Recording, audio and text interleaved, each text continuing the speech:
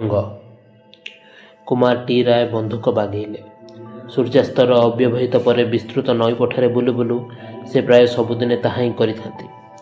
ପୂର୍ବପଟର ବିଶାଳ ତରୁବରର ସର୍ବୋଚ୍ଚ ଶାଖା ଯେଉଁଠି ଅସ୍ତ ସୂର୍ଯ୍ୟର ଇସାରା ସେବେ ବି ସ୍ପନ୍ଦନ ଜଣାଉଥିଲା, ସେଠି ନିସ୍ତବ୍ଧ ହୋଇ ବସି ରହିଲେ ଦୁଇଟି ସରାଳୀ ପକ୍ଷୀ। 64 ବର୍ଷ ବୟସ୍କ ଟୁକନ ରାୟ ଗଡ଼ ମନ୍ଦାରପୁରର ପୂର୍ବତନ ରାଜା ସାହେବଙ୍କ ଅନ୍ତରପୁତ୍ର। ପ୍ରେମ କରିବା ଓ ବନ୍ଧୁକ ଫୁଟାଇବା ଭିତରୁ କେଉଁଟିରେ ତାଙ୍କ ବାଳୁତକାଳୀନ ପ୍ରତିଭା ପ୍ରଥମେ ବିକଶିତ ହୋଇଥିଲା, ସେ କଥା ଯିଏ ମନେ ପକାଇ ପାରିବେ ନାହିଁ। ନିଜ ଭିତରେ ଭରପୂର ଅଭିଜ୍ଞତାରୁ ସେ ବୁଝିପାରୁଥିଲେ ଯେ ଏମନ୍ତ ଅବସ୍ଥାରେ ଏମନ୍ତ ସମୟରେ ବସିଥିବା ପକ୍ଷୀଳ ଖୁବ୍ ଶୀଘ୍ର ଉଡ଼ିଯାଆନ୍ତି ନାହିଁ। ଅତଏବ ସେ ଧୀରେ ସୁସ୍ଥେ ଲକ୍ଷ୍ୟର ଅବ୍ୟବର୍ଥତା ସମ୍ପର୍କରେ ନିଃସନ୍ଦେହ ହେବା ପାଇଁ ଯେତେ ଦୂର ବିବେଚନାପୂର୍ଣ୍ଣ ଆସନ ନିଆଯାଇପାରେ ସେ ଦିଗରେ ମନୋନିବେଶ କଲେ। ଅତି ଧୀରେ ସେ ଆଣ୍ଠୁ ମାଡ଼ି ବସିଲେ। ପହରଣରେ ହାଫ୍ ପ୍ୟାଣ୍ଟ ଜନିତ ଆଣ୍ଠୁ ଯୁଗଳର ନଗ୍ନତା ସତ୍ତ୍ୱେ ତାଙ୍କୁ ଏଭଳି ଆଣ୍ଠୁ ମାଡ଼ି ବସିବାରେ ଅଠିଲା, ଗୋଡ଼ି, କଣ୍ଟାବୁଦା ଯେକୌଣସି ସ୍ଥାନରେ ଥିଲେ ବି କଷ୍ଟ ହୁଏ ନାହିଁ। ବସି ଯଥାବିଧି ବନ୍ଧୁକ ବାଗେଇଲେ। ବନ୍ଧୁକ ନଳୀର ମାଛି ଓ ପକ୍ଷୀ ଦୁଇଟି ଅବଲୀଳାକ୍ରମେ ଗୋଟିଏ ସରଳ ରେଖାକୁ ଆସିଗଲେ। ପକ୍ଷୀ ଦୁଇଟିକୁ ପଛରେ ଖଣ୍ଡିଏ ହାଲୁକା ମେଘ ପ୍ରାନ୍ତରେ ଚୋରା କିରଣର ମ୍ଳାନ ଏନାମେଲ। ଟୁକନ ରାୟ ଟ୍ରିଗାର ବିଷିଆଙ୍ଗୁଠି ଛନ୍ଦାଇ ଆଣିଲେ। ଏତିକିବେଳେ ପକ୍ଷୀ ଯୁଗ୍ମକ ଅଦୂରରେ ଗୋଟିଏ ତୃତୀୟ ପକ୍ଷୀର ଆବିର୍ଭାବ ହେଲା। ପ୍ରଥମ ଦୁଇଟି ତେଣୁ ଟିକିଏ ଦୋହଲି ଦାହଲି ହୋଇ ନିଜ ନିଜର ଉପବେଶନ ଭଙ୍ଗୀରେ କିଞ୍ଚିତ୍ ପରିବର୍ତ୍ତନ ସାଧନ କଲେ। ଅତଏବ ସେମିତି ଆଣ୍ଠୁ ମାଡ଼ି ଟୁକନ ବାବୁଙ୍କୁ ବି ଘୁଞ୍ଚି ଘାଞ୍ଚି ହୋଇ ବସିବାକୁ ପଡ଼ିଲା। ସେମିତି ପଡ଼େ। ଶିକାରରେ ଏହାକୁ ହିଁ କହନ୍ତି ସୁବର୍ଣ୍ଣ ସୁଯୋଗ। ଟିକିଏ ଧୈର୍ଯ୍ୟ ଧରି ବ୍ୟବସ୍ଥା କଲେ ତିନୋଟି ଯାକ ପକ୍ଷୀ ଏକାବେଳେ ଝପଚାପ ହୋଇ ତଳେ ପଡ଼ିବେ। ଏଇ ଶୀତଳ ଈଷତ୍ ମେଘଳ ସୂର୍ଯ୍ୟାସ୍ତ ପ୍ରହରରେ ଅଧୈର୍ଯ୍ୟ ହେବାର ବା କ'ଣ ଅଛି? ଟୁକନ ରାୟ ଅତ୍ୟନ୍ତ ସତର୍କତା ସହକାରେ ନିଜକୁ ବନ୍ଧୁକକୁ ସଜାଡ଼ିବାକୁ ଲାଗିଲେ। ଲୋହିତ କିରଣର ଏନାମେଲ ନିଷ୍ପ୍ରଭ ହୋଇ ଆସୁଅଛି। ମେଘପୁଳାକ କ୍ରମେ ପୂର୍ବାକାଶରେ ବିଛାଇ ହୋଇ ଯାଉଛନ୍ତି। ସେହି ଶାନ୍ତ ମଧୁର ପୃଷ୍ଠଭୂମିରେ ନୀଳ ନୀଳ କୁନି କୁନି ତିନୋଟି ଗୋଲ ଗୋଲ ମୁଣ୍ଡ ଗୋଟିଏ ସରଳରେଖାରେ ଅବସ୍ଥିତ। ଟ୍ରିଗାର ଟିପିଲେ ହିଁ ତିନୋଟି ଯାକ ମୁଣ୍ଡ ଜଳ ବୁଦବୁଦ ଭଳି ଫାଟିଯିବେ। ଯେଉଁ ଡେଣାଗୁଡ଼ିକୁ ଦିନ ପରେ ଦିନ ମାଇଲ ମାଇଲ ଆକାଶରେ ଦିହରେ ପିଟି ହୋଇଛନ୍ତି, ତଳକୁ ତଳ ଖସି ପଡ଼ୁଥିବା ଦେହଟିମାନ ଭାସମାନ କରି ରଖିବା ପାଇଁ ସେମାନେ 2-4 ଥର ମାତ୍ର ଛାଟି ପିଟି ହୋଇ ତାପରେ ନିଷ୍ପନ୍ଦ ହୋଇଯିବେ।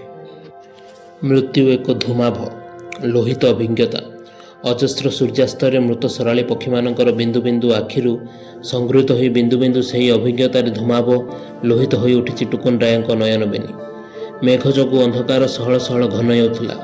କିଛି କାଳ ହେଲା ନିଜ ଆଖି ଉପରେ ବି ଟୁକନ ବାବୁଙ୍କ ଆସ୍ଥା ହ୍ରାସ ହୋଇ ଆସୁଥିଲା। ଅତଏବ ଏଥର ସେ ଟ୍ରିଗାର ଚିପି ଦେବାକୁ ଉଦ୍ୟତ ହେଲେ। ମୁହୂର୍ତ୍ତକ ସକାଶେ ତାଙ୍କ ଦୃଷ୍ଟି ଚହଲିଗଲା। ସେହି ନୀଳ ମେଘ ଖଣ୍ଡିକରେ ବିଜୁଳି ଚମକି ଉଠିଲା ବୋଲି ପର ମୁହୂର୍ତ୍ତରେ ବିହଙ୍ଗତ୍ରୟ ଉପରେ ଦୃଷ୍ଟି ପୁନଃ ସଂସ୍ଥାପିତ କରିବା ନିମନ୍ତେ ଉଦ୍ୟତ ହେବା ବେଳକୁ ବିଜୁଳି ଝଲକର ସାମୟିକ ପ୍ରତିକ୍ରିୟା ଯୋଗୁଁ ସେ ଟିକିଏ ବିଭ୍ରାନ୍ତ ହୋଇଗଲେ। ବିଜୁଳିକୁ କିନ୍ତୁ ସେତେବେଳେ ଅନୁସରଣ କରିସାରିଥିଲା ଘଡ଼ଘଡ଼ି। ଫୁରକିନା ଉଡ଼ିଗଲେ ତିନୋଟି ବିହଙ୍ଗ। ଚମକି ପଡ଼ି ବିହ୍ୱଳ ହୋଇ ବନ୍ଧୁକ ଅବନତ କରି ବସି ରହିଲେ ଟୁକନ ରାୟ। ନିଜର ଲେଲିହାନ ଜିଭ ଆଗରୁ ମାଛିଟିଏ ଉଡ଼ି ଚାଲିଯିବା ପରେ ଯେମିତି ନିର୍ଲଜ୍ଜ ନିଷ୍କର୍ତ୍ତବ୍ୟ ହୋଇ ବସି ରହେ ଝିଟିପିଟି। ସେ ବିଚକ୍ଷଣ ଶିକାରୀ। ତା ସତ୍ତ୍ୱେ ଏଭଳି ଦୁର୍ଘଟଣା ପୂର୍ବରୁ କେତେଥର ଘଟିଛି। ତାଙ୍କର ପ୍ରଚୁର ଧୈର୍ଯ୍ୟ ସତ୍ତ୍ୱେ ପକ୍ଷୀମାନଙ୍କର ଏତାଦୃଶ ଧୈର୍ଯ୍ୟର ଅଭାବ ତାଙ୍କ ଭିତରେ ପ୍ରବଳ ବିରକ୍ତିର ଉଦ୍ରେକ କରାଏ। ତେବେ ଆଜି ସେ ମୋଟେ ବିରକ୍ତ ହେଲେ ନାହିଁ। ସେହି ସ୍ତିମିତ ଦିବାଲୋକର ଶୀତଳ ସମୀରଣ ତାର କାରଣ ବୋଲି ସେ ମନେ କଲେ।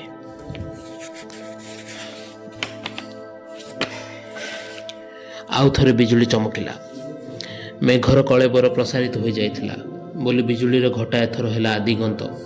ପ୍ରଗାଢ଼ ନୀଳ ମେଘ ଯେମିତି ଏକ ଦୁରନ୍ତ ଦାନବର ଉଦ୍ବେଳିତ ହୃଦୟ। ସେହି ଉଦ୍ବେଳନ ଓ ଦାହନକୁ ପ୍ରଶମିତ କରିବା ପାଇଁ ଯେମିତି ଡେଣା ପିଟି ପିଟି ଚାଲିଛନ୍ତି ପକ୍ଷୀ କେତୋଟି, ପ୍ରଶାନ୍ତିର ପରି ଭଳି।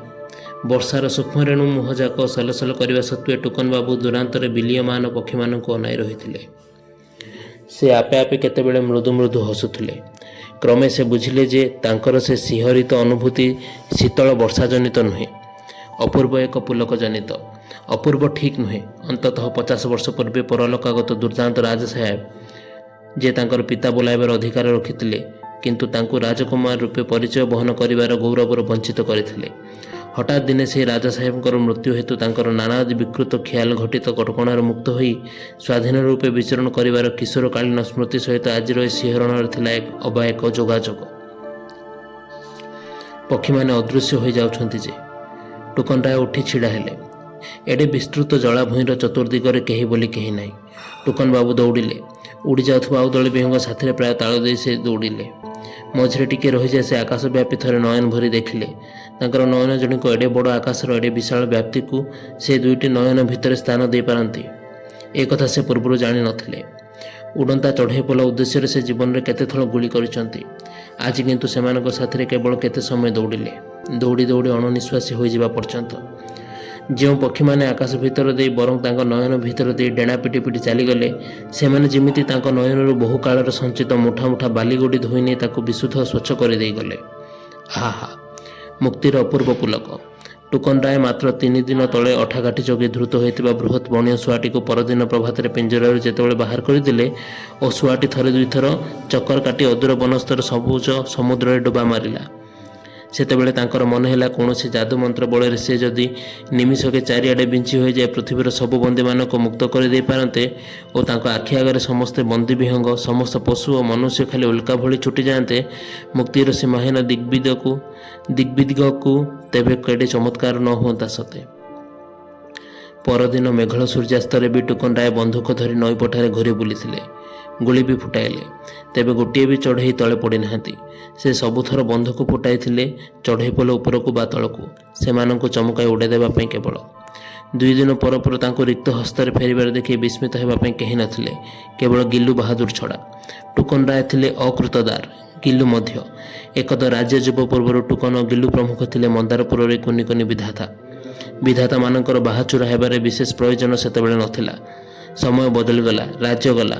ବର୍ତ୍ତମାନ ରାଜା ସାହେବ ତାଙ୍କ କଲିକତା କୋଠିରେ ରୋଗାକ୍ରାନ୍ତ ବିମର୍ଷ ଜୀବନ ଯାପନ କରନ୍ତି। ମନ୍ଦାରପୁରର ବିଶାଳ ଉଆସ ଭିତରେ କାହିଁ କେଉଁ କୋଣର ଅକର୍ମଣୀୟ ପୋଷ୍ୟ କେତୋଟି ବୃଦ୍ଧ ପଢ଼ି ନାହାନ୍ତି ଅବଶ୍ୟ। ତେବେ ଉଆସର ବହୁଳାଂଶକୁ ରାତି ହେଲେ ଭୂତମାନେ ଯଥେଚ୍ଛା ବ୍ୟବହାର କରନ୍ତି ବୋଲି ଜନରବ। ଅଦୃଶ୍ୟ ଭୂତ ଓ ପ୍ରାୟ ଅଦୃଶ୍ୟ ମଣିଷ କେତୋଟି ଛଡ଼ା ଉଆସରେ ଥିଲା ବାଘଟିଏ। ଏକଦା ଉଆସର ପ୍ରଥମ ପ୍ରସ୍ତ ପ୍ରାଚୀର ଭିତରେ ସୁଉଚ୍ଚ ଲୁହାବାଡ଼ ଉଠାଇ ତହିଁ ଅନ୍ତରାଳରେ ରାଜା ସାହେବ ଛୋଟ ସୌଖିନ ଚିଡ଼ିଆଖାନାଟିଏ ଗଢ଼ିଥିଲେ। ରାଜ୍ୟ ଯିବାର ମାସକ ପୂର୍ବରୁ ତାଙ୍କର ଲକ୍ଷ୍ମୀପତି ହାତୀଟେ ମରିଯାଇଥିଲା।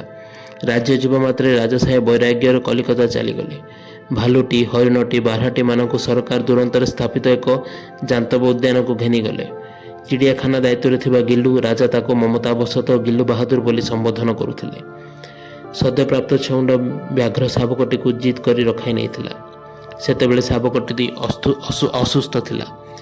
ବାଘଟି ବହୁତ ବଡ଼ ହୋଇଗଲାଣି, ହୁଏତ ଅକାଳରେ ବୁଢ଼ା ବି ହୋଇଗଲାଣି। କୌଣସି ମତେ ଗିଲୁ ତାକୁ ଲାଳନ ପାଳନ କରି ଆସିଛି। ଶିକାରରେ ଟୁକନ ରାୟଙ୍କର ଅସାମାନ୍ୟ ପ୍ରତିଭା ହିଁ ଏ ଦିଗରେ ହୋଇଛି ଗିଲୁ ବାହାଦୁରର ପ୍ରଧାନ ଭରସା। ଅବଶ୍ୟ ବାଘଟି ପାଇଁ ତାକୁ ଏକ କ୍ଷୁଦ୍ର ଛାଗ ସମ୍ପ୍ରଦାୟର ରକ୍ଷଣାବେକ୍ଷଣ କରିବାକୁ ପଡ଼ୁଥିଲା ଅନେକ ଦିନ ଯାଏଁ। ଗିଲୁ ରୋଷେଇବାସ କରେ।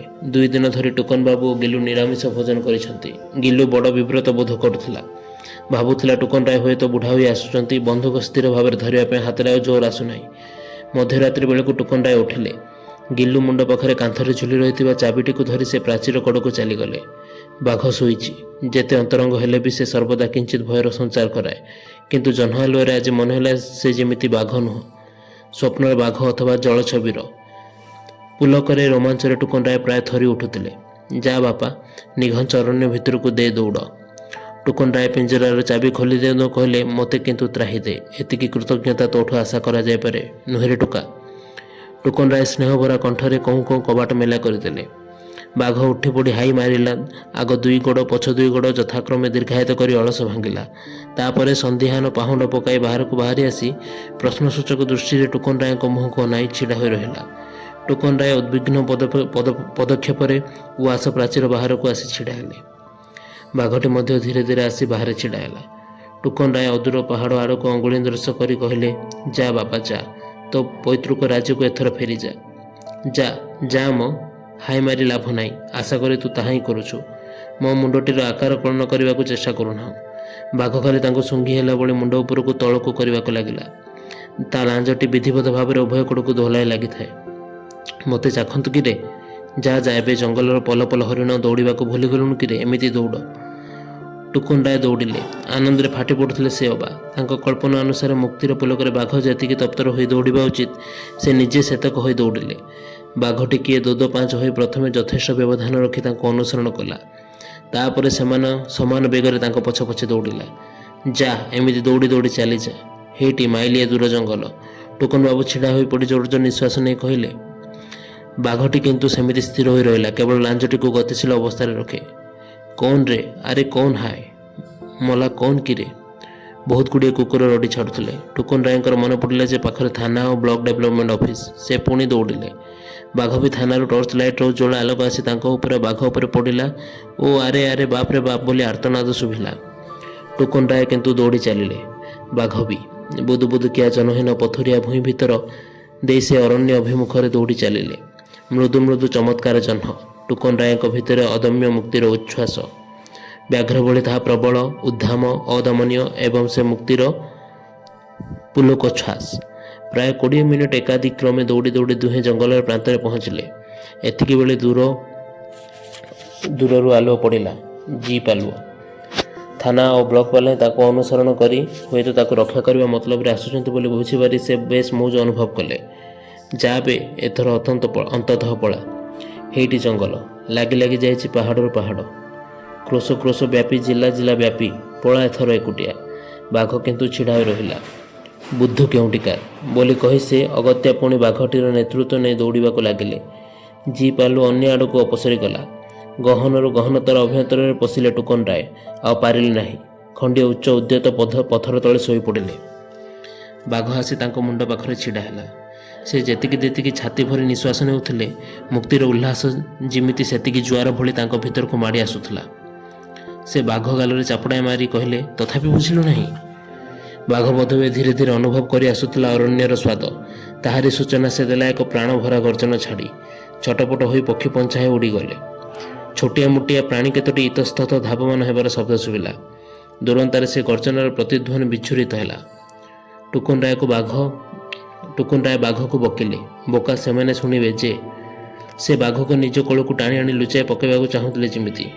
ବାଘ ତାର ଆଗ ଗୋଡ଼ ଦୁଇଟା ଅଗତ୍ୟା ଟୁକନ ରାୟଙ୍କ ଛାତି ଉପରେ ତାପି ବସି ପଡ଼ିଲା। ଟୁକନ ରାୟ ତା ମୁହଁରେ ବହୁ ବର୍ଷର ପରିଚିତ ବିଲେଇଟିଏ ଛଡ଼ା ଆଉ କିଛି ଦେଖୁନଥିଲେ। ଆନନ୍ଦରେ ସେ ଆଖି ବୁଜିଦେଲେ। ତାଙ୍କ ଆଖିରେ ଖାଲି ଭାସି ଉଠୁଥିଲା ଦଳ ଦଳ ସହସ୍ର ନୀଳ ଶ୍ଵେତ ମିଶ୍ରିତ ହରେକ ରଙ୍ଗର ବିହଙ୍ଗ। ଆକାଶବ୍ୟାପୀ ବିଚ୍ଛୁରିତ ହୋଇ ଦୂରରୁ ଦୂରାନ୍ତକୁ ଉଡ଼ି ଚାଲି ଯାଉଛନ୍ତି। ମୁଠା ମୁଠା ମୁକ୍ତି, ସୀମାହୀନ ମୁକ୍ତି, ଆକାଶବ୍ୟାପୀ ମୁକ୍ତି। ସେମାନେ ବିଞ୍ଚି ହୋଇ ଯାଇଛନ୍ତି ରୂପାର ତୀରମାନ ଭଳି, ସୁନାର ବୁଲେଟମାନ ଭଳି।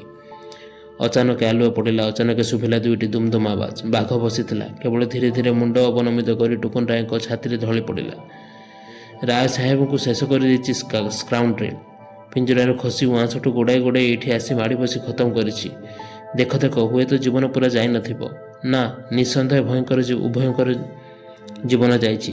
କିନ୍ତୁ ଆଶ୍ଚର୍ଯ୍ୟ କଥା ତ, ରାୟ ସାହେବଙ୍କୁ ବାଘ ମୋଟେ କ୍ଷତବିକ୍ଷତ କରିନାହିଁ। ସେ ମଲେ କେମିତି? ହୁଏତ ଭୟରେ, ସମ୍ଭବତଃ।